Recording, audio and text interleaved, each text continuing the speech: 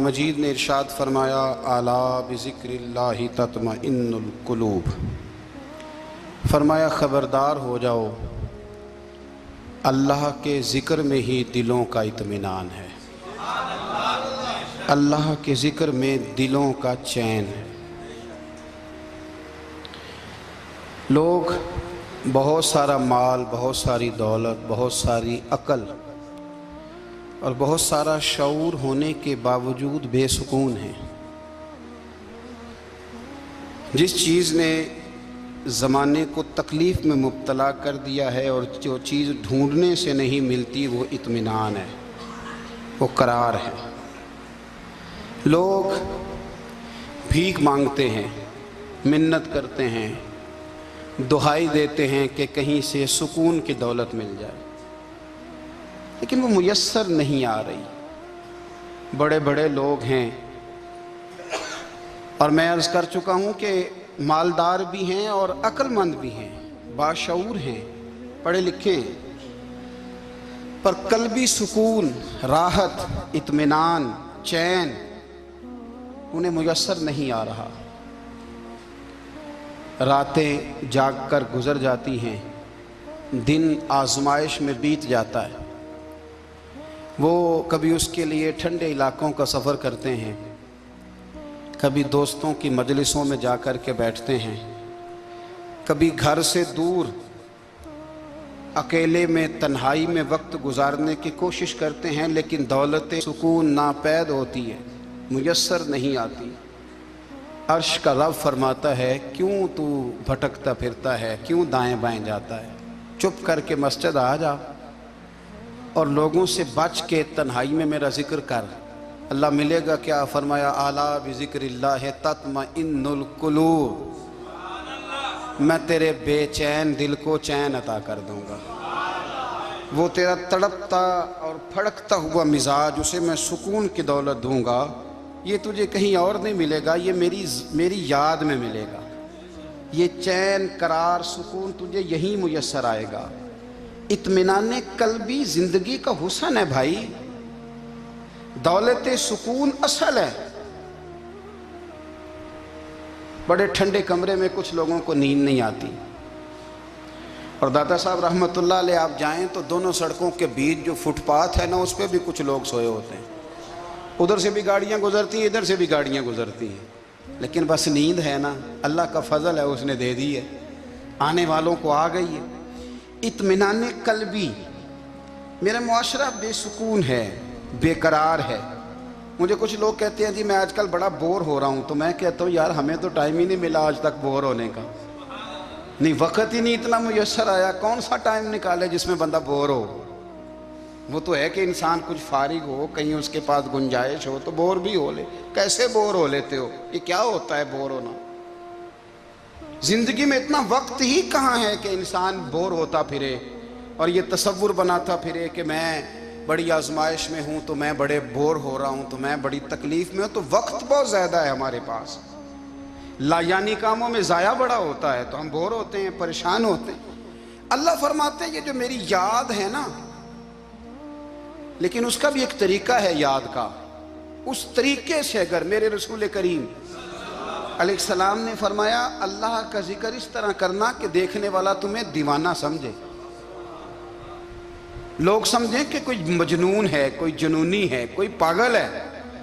यहाँ अल्लाह ताला माफ़ करे, आप जिक्र की मजलिस छेड़ें, आप नाज शरीफ की मजलिस छेड़ें तो बहुत सारे लोग प्रोफेसर बन जाते हैं, वो सारी नहीं हिलाते, उनकी ज़ुबान ही हरकत में नहीं आती। हालांकि रब करीम का जिक्र इस तरह करो कि देखने वाला तुम्हें दीवाना समझे, कहीं और खोने की ज़रूरत ही नहीं। मेरे हबीब गोया हमें फरमाते हैं, तो रब के जिक्र में इस तरह खो जा कि तुझे दुनिया का ख्याल ही ना रहे, तुझे फिर दुनिया की होश न रहे। लेकिन अगर नमाज में भी ख्याल गैर आए, जिक्र में भी तवज्जो कहीं और हो, जिंदगी में वो अजीब लम्हा था, वो मेरे साथ था और मैं तन्हा था। अगर माहौल ये हो कि आप कहीं जिस्म के साथ तो मौजूद हों, रूह मौजूद ना हो, तो फिर लज्जत जिक्र भी मुयस्सर नहीं आती, फिर कैफ नहीं हासिल होता। याद रखें कि इस तरह खो के रब की याद कहाँ से कैफ आए? उलझ ही पड़ा गए हैं, وہ مستی، وہ سرور، وہ کیف جو اللہ کے ذکر میں ہوتا تھا، جو کبھی مرشد کامل کے سامنے بیٹھ کر لوگ اللہ اللہ کرتے تھے تو لگتا یہ تھا کہ یہ یہاں ہیں ہی نہیں، یہ تو کہیں اور چلے گئے ہیں، یہاں موجود ہی نہیں۔ لیکن اب وہ موج نہیں، وہ شوق نہیں، وہ درد نہیں، وہ ذیل نہیں۔ اقبال تڑپ کے کہا کرتے تھے خرد کی گتھیاں سلجھا چکا ہوں، یا رب مجھے صاحب جنوں کر دے، اللہ مہربانی فرما، وہ کیفیت دے، وہ سرور دے۔ زندگی میں اگر اطمینان چاہتے ہو تو کبھی کبھی سب کچھ بھول کے نا تو مست ہو جایا کرو رب کی یاد میں۔ کبھی کبھی چھوڑ دیں دنیا، چھوڑیں یار موبائل، کسی وقت کرے اس کو بند، چھوڑے اس بات کا خیال کہ فلانے نے سلوٹ کیا ہے کہ نہیں کی، چھوڑے۔ حضرت باجزید بستامی رحمت اللہ تعالیٰ علیہ فرماتے ہیں میں نے اعتکاف کبھی اپنی مسجد میں نہیں کیا، اس لیے کہ سارے ہی ہاتھ چومنے والے، سارے ہی پیار کرنے والے۔ فرماتے ہیں میں جب اعتکاف کرتا تھا تو میں بستام سے دور نکل جاتا تھا جہاں کوئی مجھے جاننے والا نہ ہو۔ اٹھ بلیا چلو تھے وسیے جتھے وس دے نہیں سارے ینے، نہ کوئی ساڈی ذات پچھانے تے نہ کوئی سانو مننے، چل ادھر چلیں۔ اٹھ بلیا چلو تھے وسیے جتھے وس دے نہیں سارے ہی انے، نہ کوئی ساڈی ذات پچھانے تے نہ کوئی سانو۔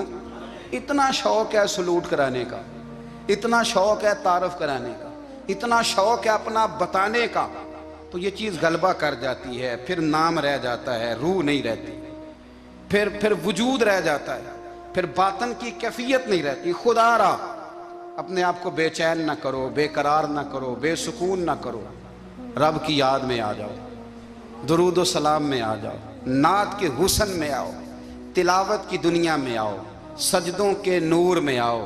آؤ کبھی کھول کے دل مسجد کی صفائیاں کرے، آؤ نہ کبھی کوئی بوڑھا، دادی، نانی، دادا ان کے پاس بیٹھ کے پیر دبا کے اللہ کو راضی کرے۔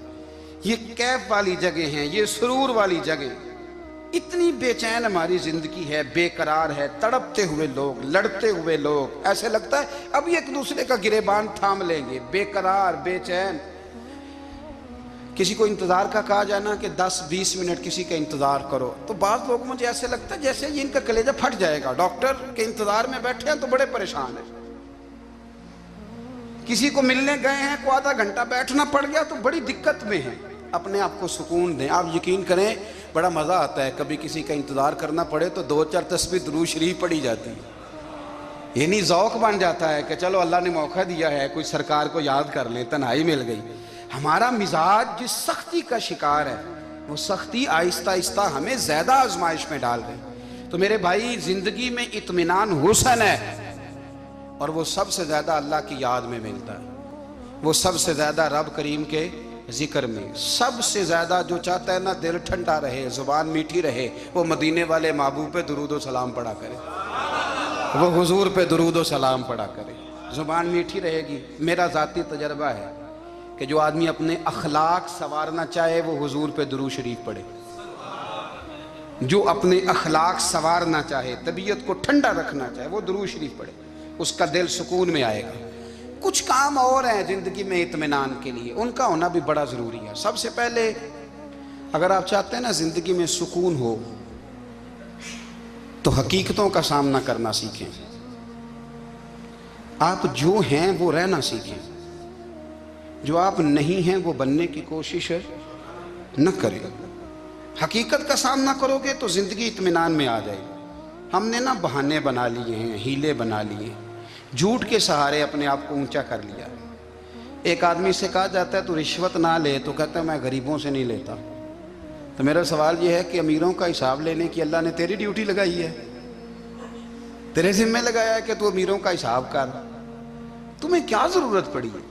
ہم نہ بہانہ کرتے ہیں، رشوت لینے والے کا الگ بہانہ ہے اور سفارش والے کا الگ بہانہ ہے۔ حقیقت کا سامنا کریں، حقیقت کا۔ جو میرے ذمہ داریاں ہیں وہ میں نے پوری کرنی، جو آپ کی ذمہ داریاں ہیں وہ آپ جان نہ چھڑائیں، حقیقت پسند بنیں۔ میرے رسول کریم، پھر پڑھیے درود شریف صلی اللہ تعالی علیہ وسلم۔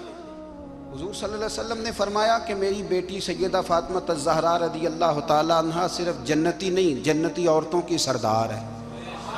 لیکن حضور نے یہ بھی فرمایا کہ فاطمہ یہ خیال رکھنا اگر اللہ نے حساب پوچھا تو حساب تم نے خود دینا ہے۔ حقیقت کی طرف توجہ کرائی حضور نے، وہ صرف جنتی نہیں، جنتی عورتوں کی سردار ہیں، پر حقیقت کی جانب توجہ۔ میں حقیقت یہ ہے کہ اگر مالک نے حساب پوچھا تو اس کی تیاری بھی کرنی ہے۔ دیکھیں نا، ہمیں کچھ یقین نہیں، اللہ معاف کرے کہ ہمارا حساب کیسا ہوگا، لیکن کتنے آزاد ہیں۔ یعنی بڑی دلیری سے بندے کہتے ہیں فجر نہیں پڑھتا جی، 3 پڑھتا ہوں جی، عشاء رہ جاتی ہے جی، کپڑے صاف، بڑی دلیری سے۔ اور سیدہ فاطمہ الزہرا نے ساری رات مصلی باندھ رکھا ہے، حالانکہ انہیں یقین تھا کہ رب مجھے بغیر حساب کتاب جنت دے گا۔ حقیقت کا سامنا کریں، جو حقوق آپ کے ہیں وہ آپ نے ادا کرنے ہیں، جو ذمہ داریاں ہیں وہ ذمہ داریاں ہیں۔ دیکھیں نا، حضرت موسیٰ کلیم اللہ علیہ السلام کے پاس اسرائیل روح نکالنے آئے تو حضرت موسیٰ نے تھپڑ مارا، آنکھ نکال دی، واپس گئے۔ اللہ انہوں نے تو جلال فرمایا ہے، کہا موسیٰ علیہ السلام سے کہیے بیل کی پشت پر ہاتھ رکھیں، جتنے بال ان کے دستے مبارک کے نیچے آئیں گے اتنے 1000 سال ان کی عمر بڑھا دی جائے گی۔ یعنی میرے کان میں کوئی بتا دے کہ جناب 60 سال بڑھ گئی، کیا آپ کے کان میں کوئی کہہ دے تو خوشی ہوتی ہے کہ نہیں؟ لیکن یہ حقیقت پسندی نہیں، اس لیے کہ 60 بھی گزر جائیں گے، 70 بھی، یہ حقیقت نہیں۔ حضرت موسیٰ کلیم، چلے میں مثال دیتا ہوں، سمجھ لے 10 بال، حالانکہ بہت زیادہ آتے ہوں گے، 10 بال اگر حضرت موسیٰ کے ہاتھ کے نیچے آئے تو 10,000 سال تو عمر بڑھ گئی نا۔ 10 یعنی 10 سال نہیں، 10 100 نہیں، 10 بہت زیادہ تھی نا۔ تو حضرت موسیٰ کلیم اللہ علیہ السلام سے آ کے عرض کیا گیا، حضور بیل کی پشت پر ہاتھ رکھیں، جتنے آپ کے ہاتھ کے نیچے بال آئیں گے اتنے 1000 سال عمر بڑھ جائے گی۔ تو حضرت موسیٰ نے حقیقت پسندی والی بات کی، فرمایا پھر کیا ہوگا؟ 10,000 سال کے بعد پھر کیا ہوگا؟ کہا حضور جانا تو پھر بھی ہے، فرمایا پھر ابھی چلتے ہیں۔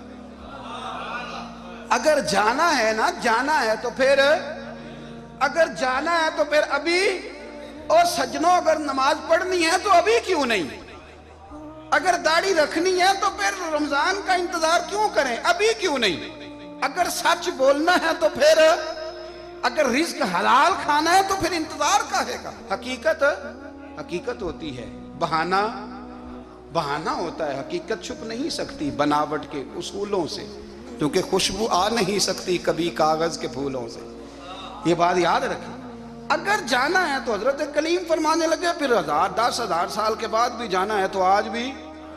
ہمیں بے قراری زندگی میں اس لیے کہ ہم حقیقت پسند نہیں، ہم بہانوں میں، ہم ہواؤں میں جیتے ہیں، ہواؤں میں، خیالات میں زندگی گزارتے ہیں۔ بڑا ٹائم پڑا ہے، مثلاً کتنا میرے رسول کریم صلی اللہ تعالیٰ علیہ وآلہ وسلم نے ایک دن صحابہ سے فرمایا تمہیں حیا نہیں آتی؟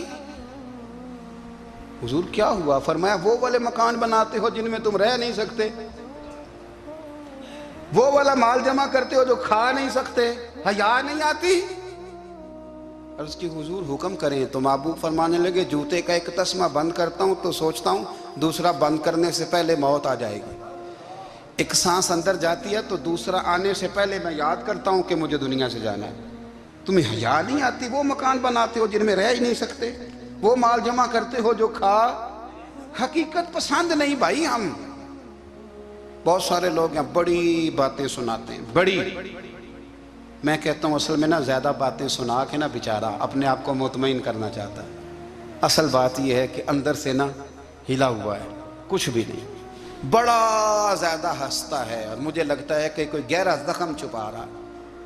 اس لیے ملمہ سازی، حقیقت پسند بنو، حقیقت پسند۔ یاد رکھنا من ترک صلاۃ متعمدا فقد کفر، میرے رسول نے حقیقت بیان کی، فرمایا جس نے ایک نماز بھی جان بوجھ کے چھوڑی اس نے رب کے رب ہونے کا انکار کیا، اس نے کفران نعمت کیا۔ یہ حقیقت ہے، کوئی کلیریفیکیشن نہیں، کوئی وضاحت نہیں۔ جو نماز نہیں پڑھتا، جھوٹ بولتا ہے، غلط بیانی کرتا ہے، جو شخص رزق حرام کما کے کہتا ہے کہ اس کے بغیر گزارا نہیں چلتا، وہ جھوٹ بولتا ہے۔ اس لیے کہ رب فرماتا ہے جب تجھے پیدا کیا ہے تو تیرا رزق میرے ذمہ ہے۔ اللہ فرماتا ہے کہ لا یکلف اللہ نفسا الا وسعہا، میں کسی پر وہ بوجھ نہیں ڈالتا جو اٹھا نہ سکے۔ نماز فرض کیا، اس کا مطلب ہے ہم پڑھنے کے قابل ہیں، اس نے ہمارے ذمہ داریاں لگائی ہیں تو مطلب یہ ہے کہ ہم ذمہ داریاں ادا کرنے کے قابل ہیں، ورنہ وہ کہتا ہے میں وہ بوجھ ڈالتا ہی نہیں جو تجھ سے اٹھایا نہ جائے۔ اگر چاہتے ہو کہ زندگی میں اطمینان ملے تو خدا را حقیقت پسندوں والی زندگی گزارو۔ یہ فضاؤں میں زندہ رہنا، ہواؤں میں، اللہ بڑا معاف کرنے والا ہے، اللہ بڑا کریم ہے، معاف کر دے گا، تو بھئی یہ بات صحابہ کو بھی پتا تھی، یہ اہل بیت کو بھی خبر تھی، تو وہ تو ایک ایک بات کا لحاظ کرتے تھے۔ یہ غوث اعظم کو بھی پتا تھی، یہ ان کے والد کو بھی پتا تھی، جنہوں نے کسی کا ایک سیب کھا لیا تھا تو 12 سال اس کے گھر میں نوکری کرتے رہے، انہیں نہیں پتا تھا اللہ بڑا کریم ہے، معاف کر دے گا، ایک سیب ہی ہے نا۔ تو حقیقت پسندی آپ کو سکون دے گی، اور اگر آپ نے اپنے آپ کو غیر مطمئن کیا ہوا ہے، بات کچھ اور ہے، اور آپ نے اپنے آپ کو ڈال کسی اور طرف لیا ہے، تو پھر آپ کو سکون مل سکتا؟ سکون حقیقت پسندی میں، اصل میں سکون ہوتا ہے، اداکاری میں سکون نہیں ہوتا۔ تیسری بات سنیں، اگر آپ چاہتے ہیں زندگی میں مطمئن رہیں تو دنیا داروں سے امیدیں توڑ دیں، اللہ اور اس کے رسول سے امید وابستہ کریں، اولیاء اللہ سے امیدیں وابستہ کریں، صحابہ اور اہل بیت سے امیدیں، اللہ اور اللہ والوں سے امیدیں، دنیا داروں سے امیدیں۔ آپ کو پتہ ہے دنیا دار کی تباہی کب ہوتی ہے؟ جب انہیں خوش آمدی مل جاتا ہے۔ چودھری کا بیڑا اس وقت غرق ہوتا ہے جب اسے چودھری کہنے والے زیادہ ہو جاتے ہیں۔ سیٹھ صاحب اور نواب صاحب بیچارے تباہ تب ہوتے ہیں بھولے پن میں، جب ان کے دائیں بائیں ریلا ہوتا ہے سیٹھ صاحب کہنے کا، لوگ انہیں کھانا چاہتے ہیں، پیار ان کا نہیں ہوتا، ان کی جیب کا ہوتا ہے، محبت ان سے نہیں ہوتی، ان کی کرسی سے ہوتی ہے، ضروریات کا پیار ہوتا ہے، تباہ کر دیا جاتا ہے۔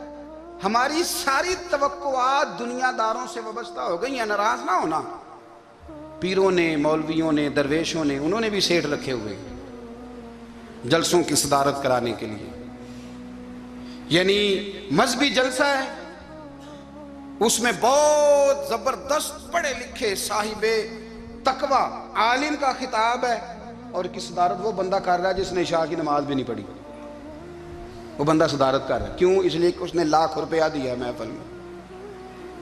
خدا را دنیا داروں سے امیدیں چھوڑ دیں، ورنہ آپ کمزور پڑ جائیں گے، آپ کی امیدیں ٹوٹیں گی۔ کتنا کمزور ہے وہ شخص جو 2-4 ہزار کے لیے کسی بندے کی چاپلوسی کرتا ہے، اس کے پیچھے بھاگتا ہے، خوش آمدیں کرتا ہے، تھوڑے سے نوٹوں کے لیے، دکھ سکھ میں کام آئے گا اس کام کے لیے۔ میرے رسول کریم علیہ السلام نے فرمایا، جس نے بندوں کو راضی کرتے کرتے رب کو ناراض کر دیا، اس کی دنیا بھی گئی اور آخرت بھی گئی، اور فرمایا جس نے بندوں کی پرواہ نہیں کی، اللہ کو راضی کیا، فرمایا اگر رب راضی ہو گیا تو لوگوں کے دلوں میں بھی محبت پیدا فرما دے گا۔ کیا ضرورت ہے خوش آمد کرنا دنیا داروں کی، سیٹوں کی، نوابوں کی، چاپلو۔ اور میں آپ کو ایک بات بتاؤں، ہوتا پتہ کیا ہے؟ یہ جو حب جا اور حب با ہوتی ہے نا، اس سے پیٹ نہیں بھرتا۔ آپ کو اگر خوش آمد کرنی ہے تو پھر آپ کو ساری زندگی کرنی ہے۔ پھر ان کو بھی پتہ ہوتا ہے کہ تعلق کس بنیاد پر ہے، اس میں کبھی بھی خلوص پیدا نہیں ہوتا، آپ بے چین رہتے ہیں، بے قرار رہتے ہیں، آپ کو تکلیف رہتی ہے ہمیشہ۔ کبھی بھی دنیا داروں سے امیدیں وابستہ نہ کریں۔ ایک بات سنیں بڑی شاندار، امام غزالی نے لکھی ہے۔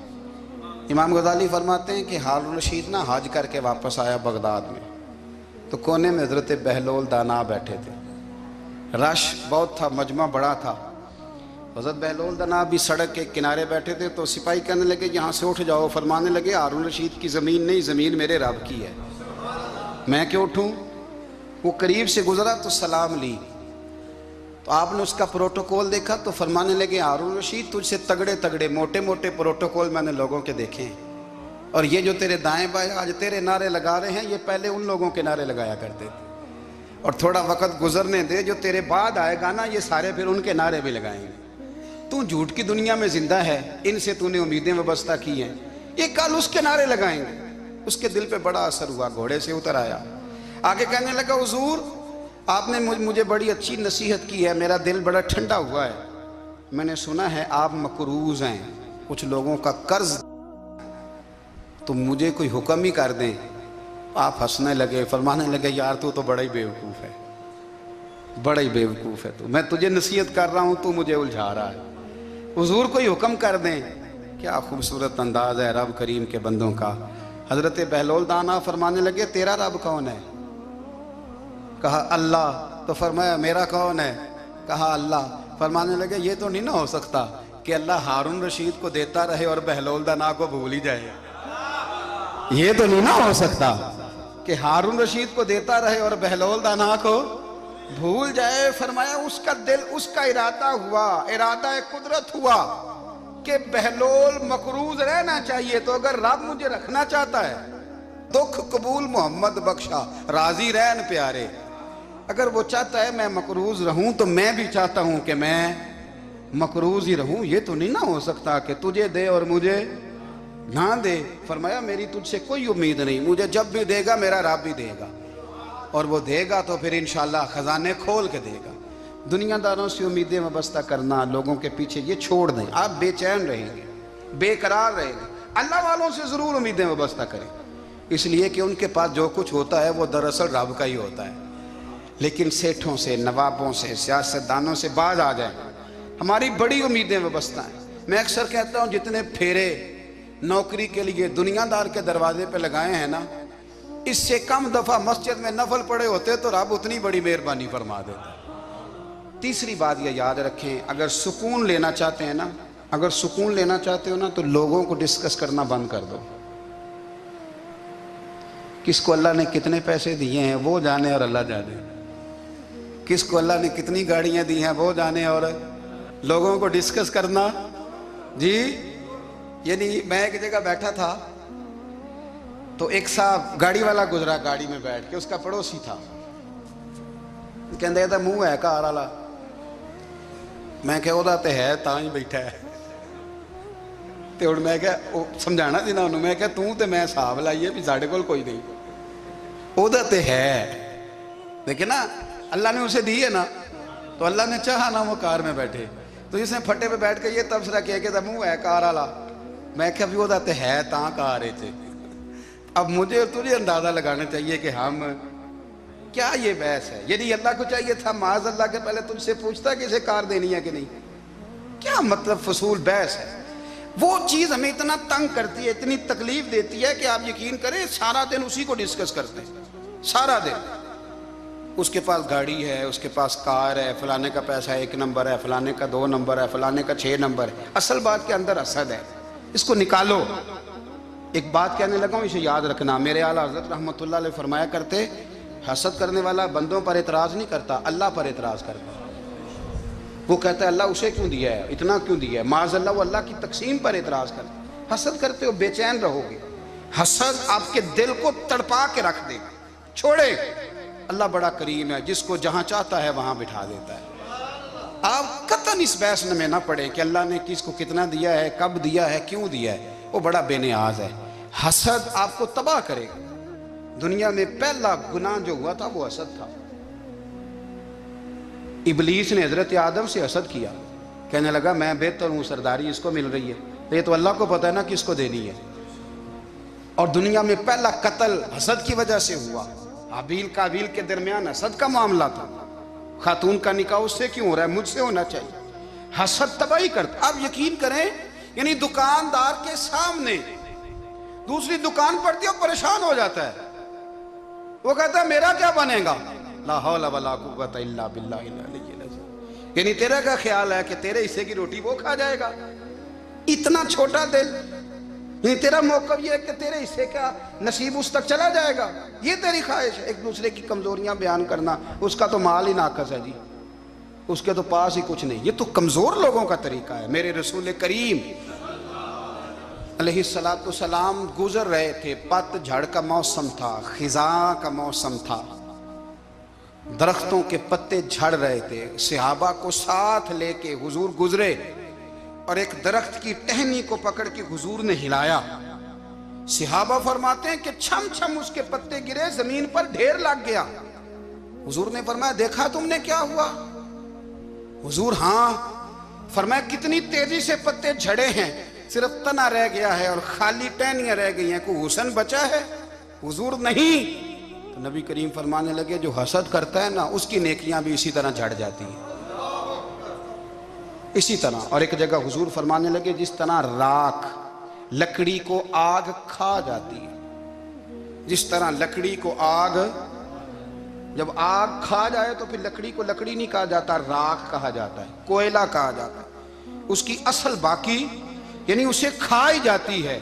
تو حضور علیہ السلام فرمانے لگے جس طرح آگ لکڑی کو کھا جاتی ہے، فرمایا اسی طرح حسد نیکیوں کو کھا جاتا ہے، نیکیاں رہتی نہیں۔ حسد کرنے والے کے پاس نیکیاں یعنی ان کی اصل شکل موجود، کبھی بھی حسد نہیں کریں۔ اللہ کی تقسیم ہے، جس کو چاہے جب چاہے جتنا چاہے عطا کرے۔ اور چوتھی بات میرے بھائی، کبھی بھی بغض نہ پیدا کریں۔ بغض والے لوگ بے سکون رہتے ہیں۔ بہت ساری کمزوریاں ہمارے اندر ہوتی ہیں نا، پھر اللہ ہماری روزی تو نہیں نہ بند فرماتا، یہ تو نہیں کہتا کہ زمین سے نکل جاؤ۔ اگر یہی والا معاملہ ہو جو ہمارا ہے کہ شادی پہ اس نے میرے ساتھ برا سلوک کیا تھا، اب ساری زندگی بغض رکھنا ہے، اگر یہی معاملہ فرشتے اللہ کی بارگاہ میں کہیں کہ یا اللہ اس نے فلانے دن شراب پی تھی، اب اس کو زمین میں نہیں رہنے دینا، نظام زندگی چلے گا؟ تو اگر اللہ ہمیں معاف کرتا ہے تو ہم بندوں کو معاف کیوں نہیں کرتے؟ آپ یقین کریں اتنی لمبی عداوتیں، اتنا لمبا حسد، اتنا لمبا بغض، اتنا لمبا۔ حدیث میں نے پڑھی، میں حیران رہ گیا۔ میرے نبی کریم علیہ السلام نے فرمایا اپنی بیوی سے کبھی بغض نہ رکھنا، اگر اس کی ایک بات ناپسند ہو تو اسے چھوڑ کے وہ بات دیکھو جو تمہیں پسند ہے۔ میں اس حدیث کو پڑھ کے سوچنے لگا کہ کیا بیوی کا بھی بغض رکھتے ہیں لوگ؟ اب حضور نے کہا ہے تو اس کا مطلب ہے لوگ بیوی کا بغض بھی رکھتے ہیں۔ اب اس پر استدلال کر کے مجھے کہنا پڑے گا کہ سسرال والوں کا بغض بھی رکھتے ہیں، کہنا پڑے گا کہ بھائی کے سسرال والوں سے بھی بغض رکھتے۔ اس حدیث کی روشنی میں سمجھا کہ لوگ بھابھی کا بغض بھی بغض رکھتے ہیں، بغض، ورنہ عادتیں تو ہماری بھی کئی بری ہوتی ہیں۔ اگر عادات ایک وجہ بنے اختلاف کی تو عادتیں تو ہماری بھی کئی بری ہیں، لیکن ہم اپنی بری عادتوں سمیت اپنے آپ سے پیار کرتے ہیں، اور سامنے والے کی ایک بھی عادت بری ہو تو اس سے بغض رکھتے ہیں۔ بغض نہ پیدا کریں۔ میرے نبی پاک علیہ السلام نے فرمایا کچھ چیزیں تمہارے دین کو مونڈ ڈالیں گی، تباہ کر دیں گی، کاٹ دیں گی۔ حضور کون سی؟ فرمایا حسد، تکبر اور بغض، یہ تمہارے دین کو تباہ کر دیں۔ ہم بے چین اس لیے ہیں کہ ہم نے بہت سارے لوگوں کا بغض پالا ہوا ہے، اور ہر فیلڈ میں سیاستدان نے سیاستدان کا، ذاتیات پر اتر کے بات کرتے ہیں، معزز ترین لوگ، تاجر نے تاجر کا، اللہ ماشاءاللہ بعض جگہ پہ اہل علم بھی ایک دوسرے سے عداوت رکھتے ہیں۔ خدا را دل رب کریم کے آنے کا ٹھکانہ ہے، یہ صاف ہوگا تو اس میں رب رسول کے جلوے ہوں گے، اگر اس میں عداوت ہو، اس میں بغض ہو، اس میں کینہ ہو، نفاق ہو۔ سنیں میرے رسول کریم حضرت ابو بکر صدیق رضی اللہ تعالیٰ عنہ کہتے ہیں میں رو ہی پڑا۔ مکہ فتح ہوا نا تو اکرمہ بن ابو جہل نے پیغام بھیجا کہ میں نا کلمہ پڑھنے کے لیے آ رہا ہوں۔ بات لمبی ہے، میں موضوع پہ رہنا چاہتا ہوں۔ کہتے ہیں جب وہ آنے لگا نا تو نبی پاک نے ہم سب کو بلایا، ہم حاضر خدمت ہوئے تو حضور فرمانے لگے کہ اس کے باپ نے نا بڑا ظلم کیا ہے ہمارے ساتھ، ابو جہل نے بڑا ستایا ہے، بڑی تکلیف دی ہے۔ آپ مجھے بتلائیں کہ وہ ایک دفعہ کسی شادی پہ بحث ہوتی ہے بیوی کے بھائی کے ساتھ، پھر ساری زندگی اس بیچارے کو معافی، وہ 10 دفعہ گھر آتا ہے معافی مانگنے پر سوال ہی نہیں پیدا ہوتا، میں او ہو مجھے ہی کہہ دیا، یعنی پھر مجھے ہی کہہ دیا آپ نے، اور میری شان میں بے ادبی، اور پھر میں معاف کر دوں؟ توبہ توبہ توبہ، یہ کیسے ہو سکتا ہے؟ میری ناک نیچی ہو جائے گی، اور آپ نے مجھے کہہ دیا، سوال ہی نہیں پیدا ہوتا۔ اور یہ رونا میں اکثر ہوتا ہوں کہ شادی والے دن داماد صاحب کا زیادہ دماغ خراب ہوتا ہے۔ جب چھوٹی سالی کی شادی ہوتی ہے نا، اس دن اس کو بخار چڑھتا ہے، کوئی اس کو کان میں کہتا ہے تیری عزت نہیں کر دے، اس دن اس کا دماغ خراب ہو جاتا ہے، بچے اٹھا کے نکل آتا ہے، وہ بیچارہ سسر منتیں کر رہا ہوتا ہے کہ تیری مہربانی آ جا، یہ عزت کرا رہا ہے۔ تو میں نے کہا احتجاج کر کے جو عزت کرائی جاتی ہے وہ عزت نہیں ہوتی۔ ہاں یہاں مانگ کے عزت لیتے ہیں لوگ، یا احتجاج کی کوئی عزت ہے؟ آپ کے اندر کمالات اتنے ہوں کہ آپ کی عزت کرنے کو دل چاہے، یعنی مزہ آئے، یعنی لطف آئے، یعنی آپ دور بیٹھے ہوں تو کسی کا دل کرے آپ کو اسٹیج پہ بلانے کے لیے۔ یہ کیا بات ہوئی کہ چھائے جانا اور بھاگ کے آگے جانا؟ ان سے نکلیں۔ इकरमा बिन अबू जाल कलमा पढ़ने के इरादे से आ रहे हैं। हुजूर अलैहिस्सलाम ने सहाबा को बुलाया। कितनी ज्यादा दावत रखी जा सकती थी माज़अल्लाह। कब से वो चला था जुल्म करने, और उसके बाद उसका बेटा शुरू हो गया। कितनी बातें थी जो नाकाबिले माफी थी, पर करीम रसूल ने हमें बतलाया है कि सुकून वाली जिंदगी कहते किसको है।